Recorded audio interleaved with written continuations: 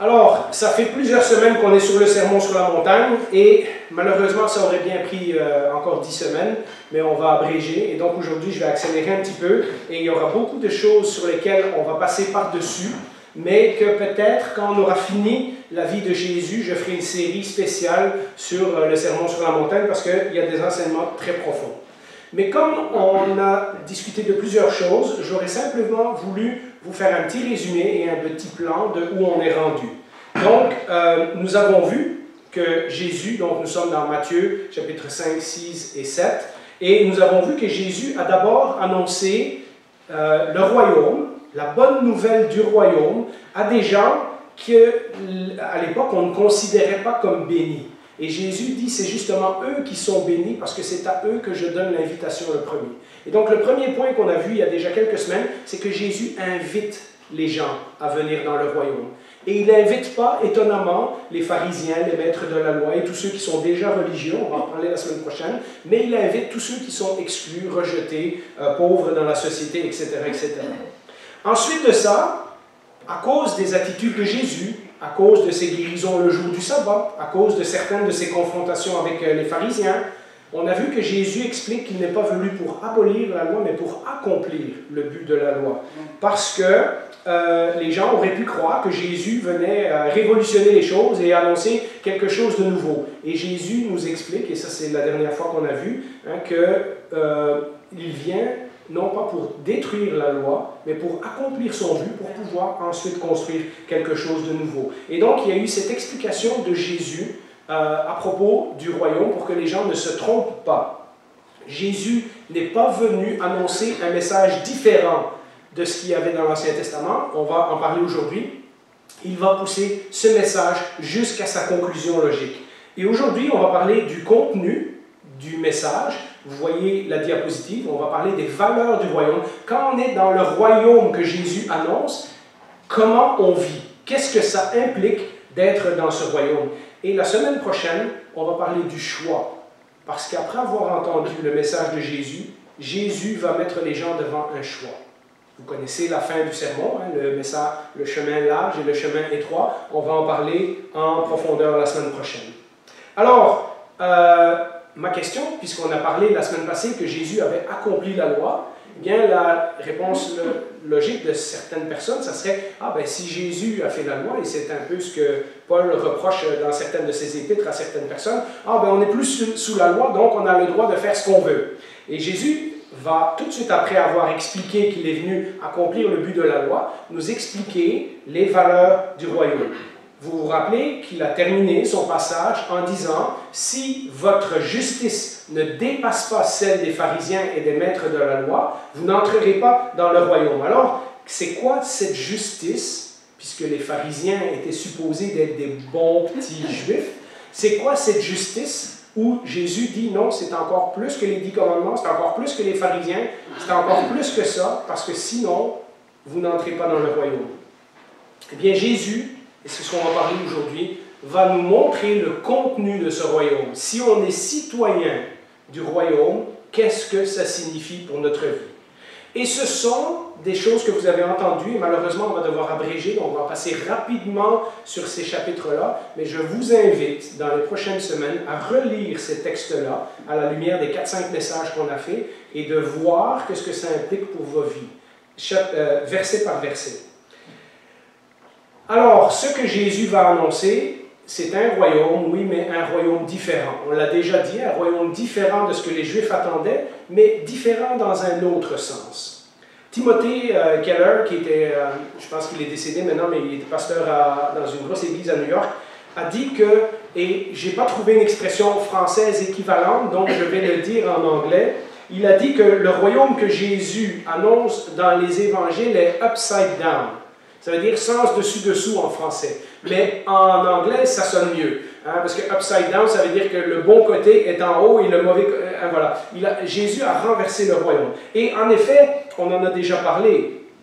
Les rejetés, selon le monde, ceux que le monde ne considérait pas bénis, Jésus dit non, c'est justement vous qui allez être bénis si vous écoutez mon message. Vous vous rappelez toutes ces phrases que Jésus dit, celui qui veut être le premier sera le dernier, et vice-versa. Celui qui veut être le premier parmi vous va devoir être le serviteur de tous. Si quelqu'un veut vivre, il doit mourir. Vous savez, toutes ces inversions que Jésus fait de toutes les valeurs, bien ça c'est upside down. Ça c'est Jésus remet en fait le royaume dans sa juste place, pas comme les pharisiens et les maîtres de la loi l'avaient interprété, mais il remet les priorités au bon endroit. Et Timothy Keller a dit aussi que le royaume est aussi inside out, c'est-à-dire que c'est l'intérieur qui est à l'extérieur et non pas le contraire. Et c'est de ça qu'on va parler aujourd'hui. Ce qui compte dans tous les enseignements de Jésus. Et vous verrez que, on a passé du temps sur le sermon sur la montagne, mais vous allez voir que tout ça va se retrouver dans toutes les autres histoires de Jésus qu'on va voir jusqu'à la fin. Tout ce message dont on est en train de parler, on va le voir fois après fois dans les différents épisodes de la vie de Jésus. Inside out, ça veut dire que c'est l'intérieur qui compte et pas l'extérieur. Et lorsqu'on arrivera à Matthieu 23, on va parler de comment Jésus critique les pharisiens, justement parce que c'était des gens qui travaillaient beaucoup sur les apparences extérieures, mais qui ne changeaient pas leur cœur en profondeur. Voyez-vous, à la rigueur, et dans quelques temps, on parlera du jeune homme riche et de d'autres personnes qui sont venues voir Jésus en prétendant qu'eux, ils étaient capables d'obéir aux commandements. Hein? À la rigueur, si on prend juste les 10 commandements, honnêtement, il y a même des non-chrétiens qui sont capables de faire ça, la plupart. Ne pas tuer, ne pas mentir, ne pas commettre d'adultère, ne pas voler, respecter ses parents, etc., etc.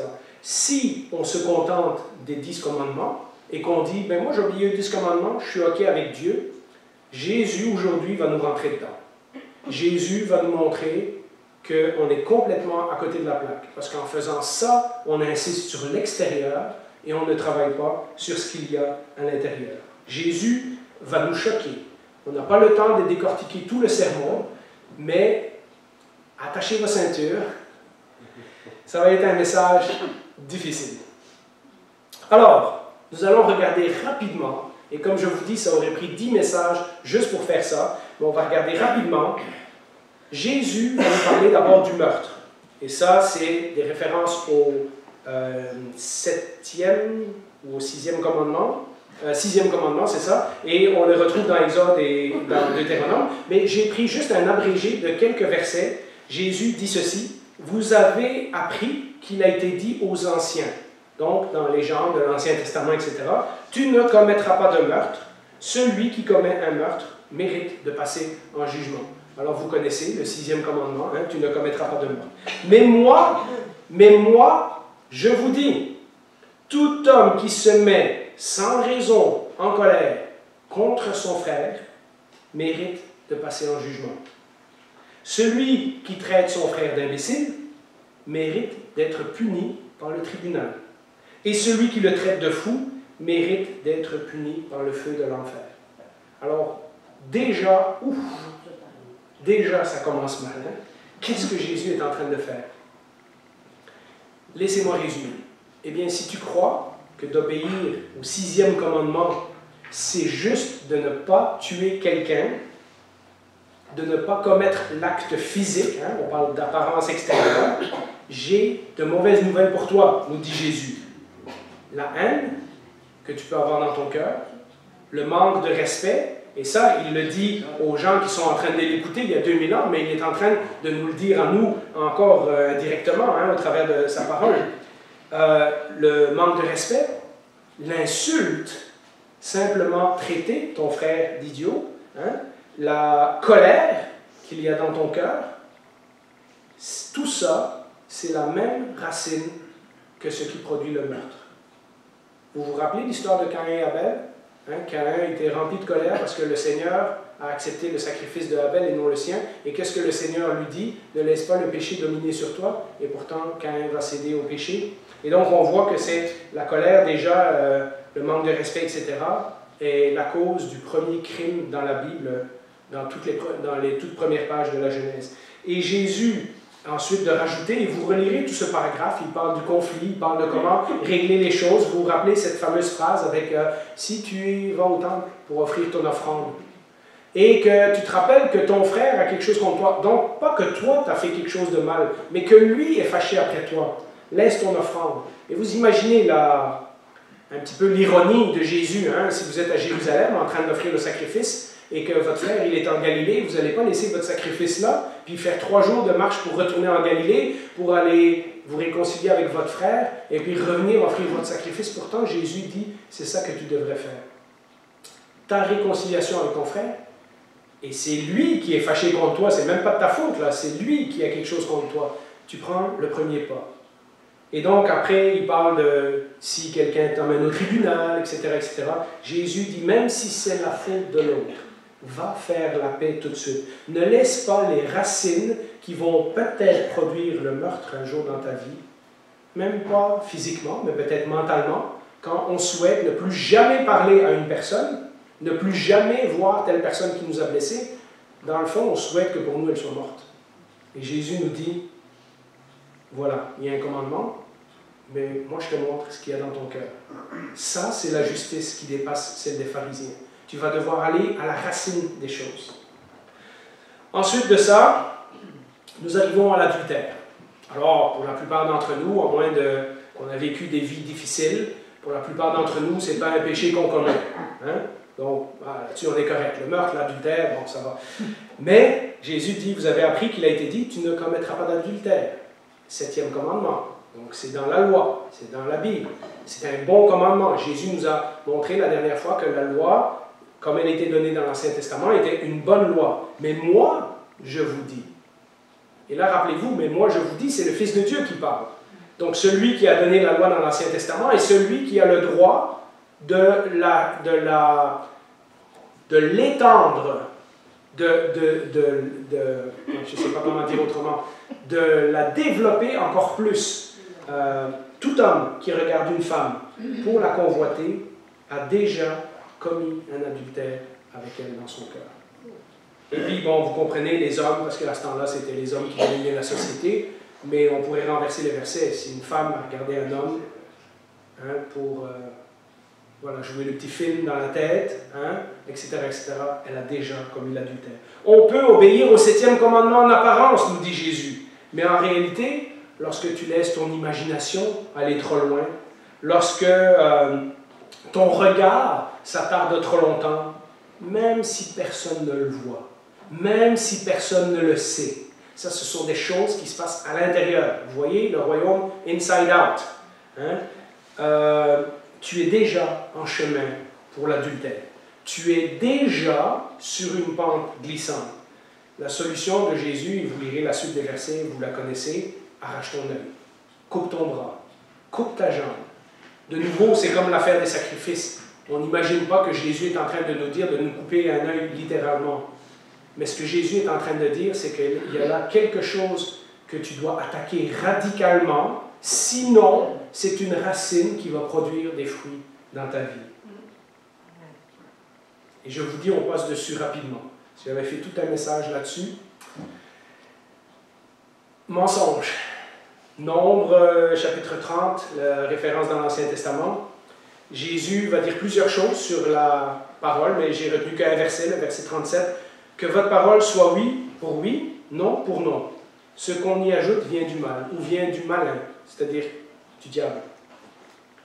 Jésus est en train de dire, si tu es obligé de jurer par quelque chose d'autre ou quelqu'un d'autre que toi, vous savez, on dit des fois, ah, je te jure sur la tête de ma mère, ou des choses comme ça.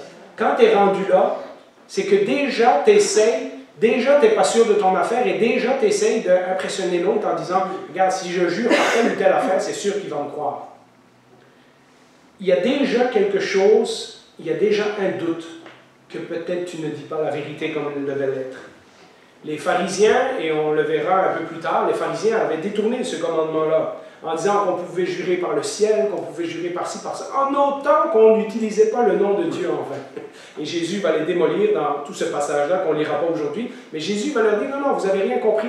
Vous n'avez aucun pouvoir sur la tête, ou sur l'autel, ou sur votre propre tête, etc. Donc, ne jurez pas par ces choses-là, vous ne les contrôlez pas. Quand vous dites les choses, que votre oui soit oui, que votre non soit non. Apprenez à dire la vérité. Utilisez jamais le nom de Dieu ou le nom de quelqu'un d'autre à mauvais escient pour renforcer votre point de vue. Jésus dit, dites simplement la vérité tout le temps. Et là, on peut faire un exercice et se dire, Si notre société disait la vérité tout le temps, il y a bien des choses en politique qui s'écrouleraient. Hein? Il y aurait bien des choses dans notre économie qui s'écrouleraient parce que beaucoup du milieu de la vente et ces choses-là est basé sur le mensonge, sur les apparences. J'ai été vendeur pendant longtemps, puis je vous assure que c'est extrêmement difficile d'être un vendeur chrétien et de rester honnête. On a toujours tendance à exagérer un petit peu, on a toujours tendance à cacher les défauts de quelque chose, et tout ça, Jésus est en train de nous dire, regarde là, la compagnie pour laquelle tu travailles, n'exagère pas. Le produit que tu vends, l'idée que tu représentes, ne la mets pas de l'avant comme si c'était la meilleure chose du monde. Dis la vérité. Et ça, c'est difficile. Ça veut dire qu'on fait attention à ce qu'on dit quand on parle aux gens, quand on écrit des commentaires, quand on appelle une ligne ouverte à la radio et qu'on dit des choses, etc., etc. Mais ça va encore plus loin. C'est aussi la question des apparences. Vous savez, si moi je viens devant vous et que je me présente d'une certaine manière, et qu'en me regardant, vous dites, bah, Jean-Philippe, tout va bien dans sa vie, regarde comme il est béni de Dieu, etc., etc., je mens. Parce que je projette en apparence, je projette une image qui n'est pas moi. Et on a tous tendance à faire ça, soyons honnêtes. Jésus est en train de gratter là où ça fait mal. Jésus est en train d'aller au fond de notre cœur et dire, regarde, tu comptes peut-être pas de mentir, mais tu en as plein dans ton cœur. Il y a plein de façons de mentir dans la vie, autre que dire des paroles qui sont fausses. Je ne sais pas pour vous, mais moi, je commence déjà à me sentir mal. Et on n'a pas fini. Jésus va parler de la vengeance, au verset 38. Ça aussi, c'est basé encore sur des versets de l'Ancien Testament. Donc, Jésus n'invente pas des nouvelles choses. Jésus reprend la loi de l'Ancien Testament et la développe pour nous montrer ce que Dieu voulait vraiment nous dire dans l'Ancien Testament, mais que nous n'avons pas compris parce que nous avons fait une liste de choses à faire et nous nous sommes dit, ben voilà, il y a 10 commandements, si je les respecte, je suis correct. Vous avez appris qu'il a été dit œil pour œil, dent pour dent, qui est un bon commandement parce que ça permettait de ne pas se venger plus que le mal qu'on nous avait fait. C'est pour ça que cette loi-là existe.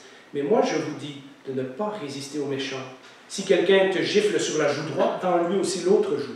Et vous connaissez la suite, hein, si quelqu'un prend ton manteau, si quelqu'un te demande de porter son sac pendant 1 kilomètre, fais-en 2 avec lui. Voilà, vous connaissez ces versets-là. C'est pour ça que je vous dis que vous devrez les relire chez vous.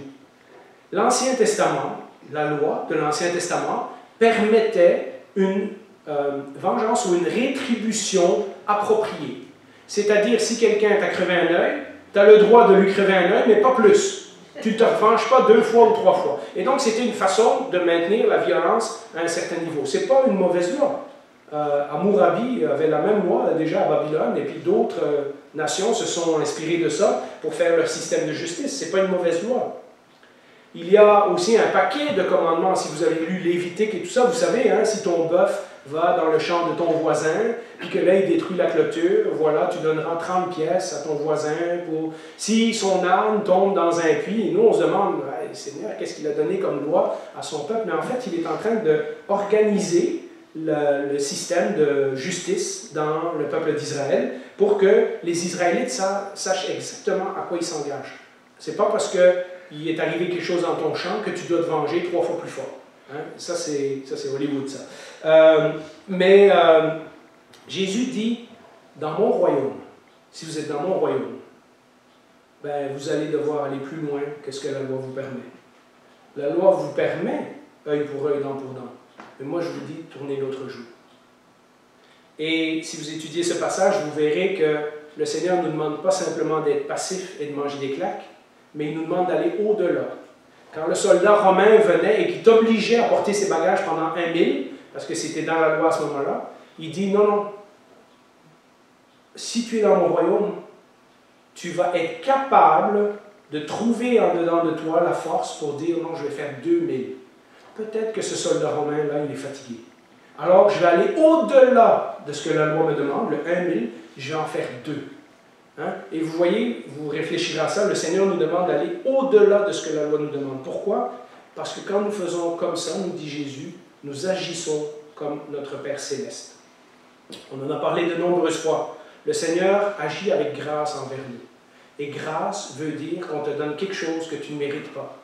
Et si le Seigneur agissait avec nous œil pour œil, dent pour dent, il n'y aurait pas grand monde parmi nous qui serait en bon état. Hein? Et donc, je pense que Jésus est en train de dire, regarde, vous dites que vous êtes les enfants de mon Père, mais si vous voulez lui ressembler, regardez comment lui, il agit. Il fait pleuvoir sur les bons et sur les méchants. Et son soleil se lève sur les bonnes personnes et sur les mauvaises personnes. Dieu fait grâce à un tas de monde, et Dieu fait grâce tout le temps, parce que sinon, notre monde se serait déjà auto-détruit depuis longtemps. C'est bien de penser à ces choses-là, mais ce que Jésus demande est quand même extrêmement exigeant. Je ne suis pas sûr, moi, que j'ai envie de tendre l'autre joue. D'ailleurs, j'ai fait des arts martiaux pendant des années pour pouvoir me défendre. Fait que j'aurais l'air fin si je me laisse frapper dessus. Hein? Mais poursuivons la réflexion. À propos de l'amour. Vous connaissez ce passage au verset 43. Vous avez appris qu'il a été dit « Tu aimeras ton prochain », ce qui est vrai. Ça, c'est un commandement lévitique. Hein? Ce n'est pas Jésus qui l'a inventé dans le Nouveau Testament. Ça date de Lévitique 18. C'est un vieux commandement. Tu aimeras ton prochain. Et puis, alors, on a rajouté, évidemment, parce que là, on arrive à la partie où la loi a été déformée par les pharisiens, par la tradition et tout ça. Au début, Jésus a parlé des commandements. Maintenant, il parle des lois, comme on les a compris dans l'Ancien Testament, mais ce qu'on n'a pas compris ou ce qu'on a rajouté. Parce que nulle part dans l'Ancien Testament, ça dit « Tu détesteras ton ennemi ». Mais, voilà, tu aimeras ton prochain et tu détesteras ton ennemi. Mais moi, je vous dis, de nouveau Jésus qui parle, aimez vos ennemis, bénissez ceux qui vous maudissent, faites du bien à ceux qui vous détestent et priez pour ceux qui vous maltraitent et qui vous persécutent. Il n'y a aucun commandement dans l'Ancien Testament qui disait d'haïr son ennemi. D'ailleurs, même dans Lévitique 18, il continue en disant de bien traiter les immigrants, les pauvres, les esclaves, les veuves, les orphelins, les étrangers qui vont venir s'établir en Israël, etc. Mais si on se fie juste à l'apparence, alors on peut arriver à cette conclusion. Hein? Moi, j'aime mon prochain, je déteste mon ennemi. Si on se fie juste au commandement, on pourrait arriver à cette conclusion-là. D'ailleurs, on a un exemple de quelqu'un qui est venu piéger Jésus, et quand Jésus lui a dit « Tu aimeras ton prochain », hein, ça nous dit « Mais l'homme voulant se justifier demanda « Qui est mon prochain ?» Et c'est là que Jésus va sortir la parabole du bon samaritain, une parabole extraordinaire qui montre qu'en fait c'était l'ennemi, son prochain, hein, celui qu'il n'aimait pas. Si on se fie au commandement d'apparence, alors oui, on aime ceux qui nous aiment, puis on déteste nos ennemis. Dans le fond, c'est nos ennemis, c'est eux qui ont commencé, c'est pas de notre faute, là. Et puis, voilà. Pourtant, Jésus est en train de dire à ces gens-là, puis on peut repenser pour nous aujourd'hui, ton ennemi, c'est les Romains qui occupent ton pays. C'est les gens, justement, qui t'obligent à faire un 1000 avec le bagage sur le dos, ou qui te forcent à payer des taxes que tu ne veux pas. Ton ennemi, c'est aussi les Samaritains, parce que les Samaritains, ils occupent une partie de ton pays, mais ils n'ont pas la bonne religion. Puis, tu sais, passe pas par là pour aller à Jérusalem, fais le tour de l'autre côté, parce que là, tu vas être rendu avec des gens impurs. Ton ennemi, c'est aussi les hachés et les collecteurs de taxes, ceux qui travaillent pour les Romains, puis qui te volent ton argent. Et Jésus dit, c'est ces gens-là que vous devez aimer si vous êtes dans mon royaume. C'est ces gens-là pour qui vous devez prier. C'est ces gens-là que vous devez bénir. Vous imaginez la difficulté de ce que Jésus est en train de dire. Ton prochain, ce n'est pas juste celui qui est comme toi. Ce n'est pas juste ton voisin ou ton beau-frère avec qui tu t'entends bien. C'est aussi l'ennemi. C'est aussi celui que tu n'aimes pas. C'est aussi tous les autres que tu exclus de ton cercle, etc. Parce que Jésus, vous relirez le passage, dit, dans le fond, si vous aimez ceux qui vous aiment, les Égyptiens, les Babyloniens, les Romains, ils font tout ça. Vous ne faites rien d'exceptionnel. Les païens font ça. Naturellement, on aime ceux qui nous aiment et on déteste ceux qui nous détestent. Et Jésus dit, non, non, non, regarde, hein. Dans mon royaume, pense à la meilleure chose que tu peux faire pour ton pire ennemi et fais-le. C'est ce que Jésus fait. Alors ça, c'est les commandements. Alors on pourrait déjà dire, ah, ok, Jésus, ok, je comprends les commandements, etc. Mais là, Jésus continue avec des choses de la vie courante. Et là, Jésus va prendre des pratiques religieuses et toutes sortes d'autres choses dans lesquelles on baigne, des choses communes là, de notre vie. Et puis, il va parler d'abord des pratiques religieuses. Il va parler du jeûne, de la prière et de l'offrande. Alors, il nous dit ensuite au chapitre 6, « Gardez-vous bien de faire des dons devant les hommes pour qu'ils vous regardent. Lorsque tu pries, et puis j'ai sauté quelques versets, hein, vous lirez chez vous, lorsque tu pries, ne sois pas comme les hypocrites. Ils aiment prier debout dans les synagogues.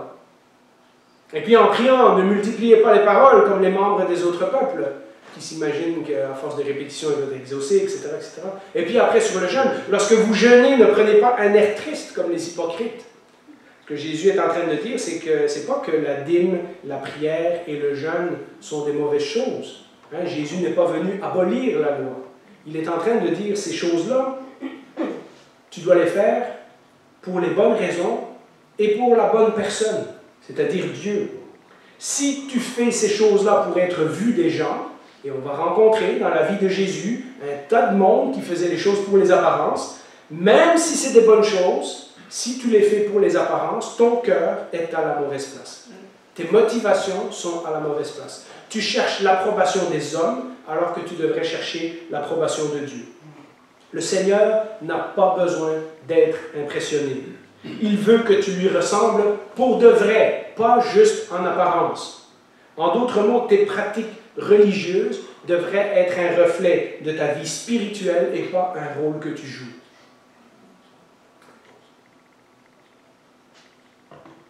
Là, c'est la prière, le jeûne, les offrandes. On peut réfléchir à ce que ça implique pour nous aujourd'hui, mais regardez à propos des biens matériels. Là, Jésus va vraiment toucher à des choses qui, dans notre société, accaparent beaucoup, beaucoup de notre temps et de notre énergie. Ne vous amassez pas des trésors sur la terre. Vous ne pouvez pas servir Dieu et l'argent, au verset 24. Je saute encore quelques versets. Ne vous inquiétez pas de ce que vous mangerez et boirez pour vivre, ni ce dont vous habillerez votre corps. La vie n'était pas plus que la nourriture et le corps plus que le vêtement. Ouais, Jésus, c'est facile à dire. Ne vous inquiétez donc pas du lendemain, car le lendemain prendra soin de lui-même. À chaque jour suffit sa peine. C'est des belles paroles. Il y a des sites web et des vidéos sur YouTube sur le stoïcisme ou des affaires comme ça. Et ça, c'est des paroles qui prennent. Hein? Regarde, sois stoïque aujourd'hui, là. Occupe-toi de ta vie, demain. Voilà, ne t'inquiète pas du lendemain. C'est des belles paroles, on peut les reprendre, mais lorsqu'on gratte en profondeur, qu'est-ce que Jésus est en train de nous dire? Jésus ne nous dit pas que ces choses-là ne sont pas importantes, puisqu'à d'autres endroits, il nous dit de travailler pour notre famille, d'être des bons employés, etc., etc. C'est lui-même qui nous a enseigné, donne-nous notre pain quotidien. Donc, on a le droit de demander à Dieu, Seigneur, là, j'ai un petit peu de problème, là, ce mois-ci, j'ai du mal à joindre les deux bouts, viens à mon aide, etc. Mais notre vie est limitée. Nos journées sont limitées. On n'a que 24 heures par jour et 8 heures dans ces 24, on dort. Et encore, on a besoin pour prendre notre douche, se raser, aller faire des achats, etc., des choses qu'on doit faire. Notre vie est limitée. Il y a seulement un certain nombre de choses qu'on va pouvoir faire dans notre vie. Et Jésus nous dit que notre regard et nos priorités doivent être inspirés par Dieu. Sinon, il y a un grand danger qu'un jour on regarde en arrière et on se rend compte que dans toutes les choses qu'on pouvait faire, on a choisi de travailler pour faire beaucoup d'argent, puis on était un père absent. Ou quoi que ce soit les conclusions. Vous voyez, Jésus ne veut pas que dans son royaume, on regarde en arrière et qu'on se rend compte qu'on a mis toutes nos énergies, qu'on a mis tous nos efforts dans quelque chose que, lorsqu'on quitte cette terre, ne nous suivra pas, ne nous survivra pas. Des choses qu'on va regarder en arrière, qu'on va dire finalement ces années-là de ma vie, et puis, bon, je parle du travail, etc., mais pour les plus jeunes, ceux qui ont sorti dans les bars, qui ont passé des années à aller dans les discothèques, etc., qu'est-ce qui vous reste de ces années-là? Probablement rien du tout, même pas d'amis, même pas de souvenirs, même pas de bons souvenirs. Vous voyez, on peut regarder en arrière dans sa vie et trouver des périodes de notre vie où on a vraiment travaillé pour les mauvaises choses, où on a mis les efforts au mauvais endroit. Et le Seigneur dit, quand il dit de nous amasser des trésors au ciel, ça ne parle pas juste des récompenses qu'on aura un jour au ciel. Ça parle, le ciel, c'est le domaine de Dieu, donc c'est travailler pour les choses spirituelles. Ça produit quelque chose. Ça a des fruits éternels. Le reste, ça va mourir, ça va disparaître. Ou une autre façon de le dire, c'est un peu ce que l'Ecclésiaste dit, oui, profite de la vie, mais n'oublie pas qu'il y a l'éternité. N'oublie pas qu'un jour, Dieu te demandera des comptes sur la manière dont tu as vécu. Et Jésus dit, oui, je sais, vous avez besoin de travailler pour avoir des vêtements, pour avoir ci, pour avoir ça. Mais ne passez pas toute votre vie là-dedans, sinon, un jour, vous allez le regretter. La rouille va se poigner là-dedans, les voleurs vont vous le prendre. C'est incroyable, plus on a un gros salaire, plus l'impôt nous en mange. Donc, je vous laisse, voilà. Tout en respect pour notre gouvernement, vous savez comment ça marche, hein? Vous achetez une maison, vous achetez un chalet, vous achetez 2 autos, parce que là vous avez... Et voilà, et ça part, hein, et ça passe, et voilà. Et c'est tous les autres qui se mettent de l'argent dans les poches autour de vous, à part vous. C'est comme un panier percé. Et puis le Seigneur s'en va aux relations humaines. Ne jugez pas afin de ne pas être jugé, car on vous jugera de la même manière que vous aurez jugé. Tout ce que vous voudriez que les hommes fassent pour vous, vous aussi faites de même pour eux, car c'est ce qu'enseignent la loi et les prophètes. Ces versets ont souvent, de nouveau, été utilisés par des non-croyants pour dire « Regarde, là, c'est marqué dans la Bible, ne me juge pas, donc je peux faire ce que je veux. Tu n'as pas le droit de rien me dire. » C'est exactement pas ça que Jésus est en train de dire, parce que Jésus ici est en train de parler à des gens religieux. Jésus ici est en train de parler non pas à des païens, mais au peuple de Dieu, au peuple d'Israël. Des gens qui connaissent la loi, des gens qui essayent d'obéir à Dieu, des gens qui essayent d'être des bons juifs autant qu'ils peuvent, etc., qui sont d'ailleurs en train de suivre et d'écouter Jésus, donc des gens qui font un effort louable de suivre Jésus. Mais Jésus leur dit à ces gens-là, ces gens religieux, ces bonnes personnes, dans le royaume, il n'y a pas de place pour celui qui se met au-dessus des autres et qui prend automatiquement la place de Dieu. Parce que lorsque vous critiquez quelqu'un, que vous dites « Ah, tel frère, telle sœur devrait être de même, de même, de même, de même », en fait, vous prenez le rôle qui revient à Dieu. Vous jugez la personne, alors que Dieu seul peut juger son cœur. En plus de ça, comme on est en train de parler d'apparence extérieure et de cœur, on est souvent des très mauvais juges. Parce que ce qu'on voit, c'est l'apparence de ce que les frères et les sœurs projettent, et on ne voit pas le cœur. Donc on ne sait pas si telle ou telle personne est désagréable parce qu'ils sont des mauvaises personnes, ou parce qu'ils ont vécu des choses difficiles quand ils étaient jeunes, ou qu'ils ont eu une semaine compliquée, ou qu'ils viennent d'apprendre qu'ils ont eu une maladie. Vous voyez, on n'est pas des bons juges lorsqu'on regarde juste à l'apparence extérieure. Et le Seigneur nous dit, dans mon royaume, c'est pas comme ça que ça marche. Ça ne veut pas dire qu'en dehors du royaume, on ne doit pas juger de certaines choses, on doit évaluer, on doit faire des choix, etc., etc. Vous savez, on a fait tout un message, toute une série de messages sur le jugement. Je vous les enverrai si ça vous intéresse. Mais dans le royaume, le Seigneur nous dit, il n'y a personne qui a le droit de se mettre au-dessus d'un autre. Et c'est dans ce même passage qu'on trouve la poutre dans l'œil, puis le Seigneur ne dit pas qu'il ne faut pas enlever la paille qu'il y a dans l'œil de notre frère, mais il dit d'abord, tu as un plus gros problème. Occupe-toi du tien, comme ça tu pourras mieux aider ton frère. Vous voyez, c'est pas moi de mon bord, toi de ton bord, puis laisse-moi tranquille, puis chacun...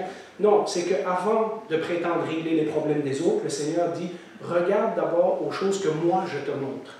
Moi, je vais enlever des choses dans ta vie pour que ensuite tu puisses aller aider ton frère et ta sœur. Il n'y a pas de place pour celui qui condamne et qui prend ainsi la place de Dieu. Ce n'est pas que nous ne devons pas avoir des standards moraux élevés. On doit en avoir. C'est pas comme, on ne peut pas juger, donc on peut faire ce qu'on veut. Non, non, non. Le Seigneur dit non, il y a quand même des standards, etc. Mais ton premier devoir, c'est de les mettre en pratique dans ta propre vie. Ensuite, tu pourras aider les autres. Finalement, la règle de conduite que tout le monde cite à tort et à travers dans le monde entier, finalement, traite les autres comme tu voudrais être traité. En passant, il y en a d'autres, Confucius et d'autres qui l'ont dit, souvent, la forme est différente. Il faut dire, ne fais pas aux autres ce que tu ne veux pas qu'on te fasse. Donc, c'est comme, justement, cette attitude, laisse-moi tranquille et moi je te laisserai tranquille. Jésus dit, non, non, non, non, ce que tu veux, tu sais la façon que tu aimes qu'on te traite, que les gens te respectent, que les gens t'approuvent, que les gens soient fins avec toi. Fais la même chose pour les autres. Traite-les comme ça. Dans mon royaume, c'est comme ça. Mes amis, je ne sais pas si vous avez remarqué, mais rendu là, on est rendu bien plus loin que les 10 commandements. Jésus a pris les 10 commandements, il dit, ouais, ça c'est bon, mais attendez, là, on va creuser. Je vais vous montrer que ça va beaucoup plus loin que ça. La justice qui dépasse celle des scribes et des pharisiens, c'est celle-là dont Jésus parle. Jésus vient de nous démontrer que ce qui compte, ce qui est important pour lui dans ce royaume, c'est ce qu'il y a dans notre cœur, et non pas l'apparence que nous projetons. Jésus enseignera d'ailleurs à de nombreuses autres reprises que ce qui est important, c'est ce qu'il y a dans le cœur. Alors on arrive à la conclusion de ce message, et croyez-moi, ça va bien finir. Mais je ne voulais pas aller trop vite avec les bonnes nouvelles, parce que le Seigneur, vraiment, a dit ces choses-là. Et j'imagine que les gens qui l'ont écouté ont eu la même réaction que nous, et ont eu la même réaction que des chrétiens à toutes les époques, quand nous mettons tous ces enseignements, un à la suite de l'autre, tout ce qu'on vient de parler là. Déjà, on aurait du mal avec le meurtre et l'adultère et le mensonge, là, mais là, Jésus vient d'en dire 10 autres après ça, hein, qui comportent tous les aspects de notre vie. Quand on met toutes ces choses-là ensemble, on pourrait être tenté par ce que j'ai appelé le danger numéro 4. Vous savez, je vous ai donné d'autres dangers avant. Eh bien, ça, c'est le numéro 4, c'est celui où on se dit, ben, regarde, c'est impossible de faire ça. C'est impossible d'être de même. Jésus ne doit pas vouloir dire ça. Probablement que ce n'est pas exactement ça que, etc., etc. Si c'est un standard comme ça pour être un bon petit chrétien, j'y arriverai jamais. Ça ne vaut même pas la peine que j'essaye. Et alors, on se trouve des justifications, etc. Si, imaginez-vous les gens qui sont en train d'écouter Jésus, hein, et puis ils ont vu qu'il fait des miracles, et ils ont vu qu'il fait des choses pas comme les pharisiens, et puis là il parle, puis là il a de l'amour, et là il soigne les gens, et il touche les malades, il chasse les démons, etc. Puis là ils sont tous, waouh, Jésus, etc., etc. Et puis là ils viennent, ils s'assient à ses pieds, et là ils prêchent un sermon comme ça. Je ne sais pas combien de ces gens-là sont partis de là en disant, ouf, qu'est-ce qu'il me demande là? Déjà, c'était difficile de faire comme les pharisiens, maintenant, ils viennent rajouter tout ça. Mais vous voyez, notre premier réflexe, ça pourrait être de dire, si c'est ça, être plus juste que les pharisiens, alors on est tous perdus. Hein? Si on doit faire tout ça pour rentrer dans le royaume de Dieu, soyons honnêtes. Alors, même si un de vous y arrive à 9 sur 10, là, il y en a bien au moins une chose là-dedans qu'on n'arrivera pas à faire. Hein? Et puis, c'était un peu la conclusion de Martin Luther. Martin Luther, en lisant ce passage-là, s'était écroulé, avait dit, mais non, ça ne peut pas être une exigence de Jésus. Ça, Jésus a mis là pour nous montrer comment on est tordu, puis qu'on a absolument besoin de lui, etc., etc. Et puis le danger, c'est de dire que ben, finalement, ouais, Jésus a dit ça, mais on n'est pas obligé de le respecter, parce que, dans le fond, il nous a sauvés, c'est par la grâce, etc. On se trouve des excuses. Et c'est en partie vrai. Parce que Jésus lui-même va nous dire que si nous sommes sans lui, nous ne pourrons rien faire. Lui, il est le tronc, et nous, on est les branches. Et si on n'est pas greffé sur lui, on ne va pas porter de fruits, etc., etc. Vous savez tout ce que Jésus a dit. Et puis, Jésus a aussi dit à ses disciples, dans Matthieu 28, « Enseignez-leur à obéir à tout ce que je vous ai prescrit. » Et c'est écrit dans la parole. Donc, si Jésus l'a mis, c'est là pour une raison. Mais voyez-vous, si on considère que tout ce que Jésus vient de nous dire aujourd'hui, c'est une liste de choses à faire pour rentrer dans le royaume, alors nous sommes réellement perdus. Parce qu'aucun de nous ne va arriver à être comme ça. Alors, on a raison d'être complètement découragé. Mais voilà, ce que Jésus nous dit là, ce n'est pas une liste de choses à faire. Jésus l'a dit au début de son message. C'est la bonne nouvelle du royaume. Alors, renversons pendant quelques secondes notre pensée. Si Jésus n'est pas en train de nous dire une liste de choses et un fardeau et nous écraser, qu'est-ce que Jésus est en train de faire? Il est en train de nous annoncer la bonne nouvelle de son royaume. Est-ce que lui a été capable d'obéir à tout ce qu'il nous dit là? Oui, parfaitement. Jésus, nous dit la Bible, est le seul être humain qui n'a jamais commis de péché. Donc, on peut reprendre tout ce qu'on vient de voir dans cette liste, l'adultère, le mensonge, le meurtre, etc. Jésus n'a jamais eu une mauvaise pensée parce que son cœur était à la bonne place. Son cœur était toujours ce que... Le seul être humain dans toute l'histoire de l'humanité qui a été capable de respecter tous ces standards, et donc, je vous renvoie au message de la semaine passée, d'accomplir la loi dans son ensemble, même toutes les choses qui n'étaient pas dites dans la loi, mais que Jésus vient de nous montrer. Quand Dieu a dit le meurtre, il ne voulait pas juste dire de ne pas tuer quelqu'un. Il voulait dire, va voir ce qu'il y a dans ton cœur. Jésus a été capable de respecter tout cela à la lettre. Vous savez, c'est quoi la bonne nouvelle? C'est que Jésus l'a fait, le Nouveau Testament nous le dit, à notre place. Il ne nous condamne pas, mais il nous invite à le suivre. Vous voyez le changement de perspective? Ce n'est pas une liste de choses à faire dans son royaume. C'est une liste de choses à faire lorsque nous sommes dans son royaume. Rappelez-vous que les 10 commandements ont été donnés au peuple d'Israël après qu'ils avaient été sauvés d'Égypte. Le Seigneur ne leur a pas donné 10 commandements. Il a dit, si tu obéis à ces commandements-là, je vais te sortir d'Égypte. Le Seigneur les a sauvés d'abord. Et ensuite, il a dit, maintenant que je vous ai rachetés pour moi, que vous êtes mon peuple, voilà comment vous allez vivre. Et il leur a donné une liste de choses. Eh bien, Jésus, c'est ce qu'il est en train de faire ici. Jésus ne nous condamne pas, il a fait toutes ces choses-là à notre place. Il nous fait grâce. Mais il nous invite à le suivre. D'ailleurs, remarquez que Jésus ne va jamais prendre ces choses-là et aller voir les pécheurs, Zachée, la femme prostituée, les Samaritains et tout ça, en disant « Hey, j'ai des nouvelles pour toi, regarde la liste là, toi tu es là-dedans, là-dedans, là-dedans. » Jamais Jésus ne fait ça. Sauf avec les gens qui pensaient qu'ils respectaient la liste, les pharisiens. On en reparlera dans quelques semaines. Ces valeurs ne sont pas, Jésus n'est pas en train de nous dire tout ça, que faites tout ça puis vous serez sauvés. Il est en train de dire, maintenant que vous êtes sauvés, voilà dans quoi vous vous engagez. Voilà comment vous allez vivre. Il a un objectif pour nous. Le Nouveau Testament nous dit que Dieu nous a sauvés, mais que son objectif, c'est de nous rendre semblables à l'image de Jésus. Et Jésus est en train de nous dire dans ce message, si tu veux vraiment me suivre, si tu veux être vraiment mon disciple, si tu veux vivre dans mon royaume, voilà les valeurs de mon royaume. Voilà ce à quoi je vais m'attaquer dans ta vie. Voilà ce que je vais changer. Voilà ce que je vais transformer dans ta vie pour que tu vives selon les valeurs de mon royaume. Vous savez, moi je ne suis pas découragé. C'est un royaume complètement, comme je vous l'ai dit, je n'ai pas trouvé de mot en français, c'est un royaume complètement upside down et inside out. Si tu me suis, Jésus nous dit dans ce sermon sur la montagne, ta vie ne sera plus jamais comme avant. Alors on ne devrait pas regarder cette liste-là et dire, ça c'est impossible, mais plutôt, maintenant que nous sommes sauvés, maintenant que nous appartenons au Seigneur, si c'est le cas dans votre vie, wow! Quel défi Jésus met devant moi! Allons-y! Et la semaine prochaine, Jésus va nous parler, à la fin de ce sermon, vous avez entendu tout ce que je vous ai dit. Maintenant, vous avez un choix à faire. Et c'est ce qu'on va voir dans le prochain message. Ça va? Eh bien, Seigneur, c'est vrai que si nous faisons une liste de choses à faire, c'est décourageant et nous pouvons dire on n'y arrivera jamais. Et pourtant, quand nous renversons les priorités et que nous nous rendons compte que toi, tu as déjà tout fait pour nous, tu nous as sauvés par grâce, gratuitement. Tu nous as tout donné. Tu nous dis dans ta parole que celui que tu as aimé, rien ne peut les séparer de ton amour. Tu nous dis à de nombreux endroits que tu es mort pour nous alors que nous étions encore tes ennemis. Pas quand nous étions tes amis, quand nous étions tes ennemis.